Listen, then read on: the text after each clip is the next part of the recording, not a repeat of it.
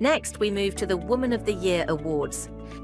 This category celebrates remarkable leadership, influence and impact across both the bakery and confectionery sectors.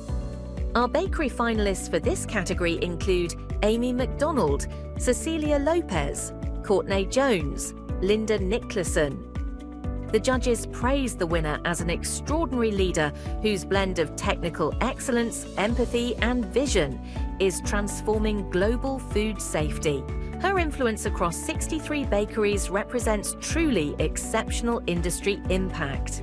Following that, we're proud to announce the International Bakery Woman of the Year 2025, Linda Nicholson. Following our Bakery Award, we now shift our focus to the Confectionery Woman of the Year category. The finalists are Carol Oldbury, Fliss Newland, Louise Monk, Michelle Stapelfelt.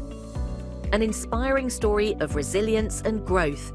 The winner has elevated a family business while honoring legacy and driving its future success. On that note, please congratulate the International Confectionery Woman of the Year 2025, Carol Oldbury.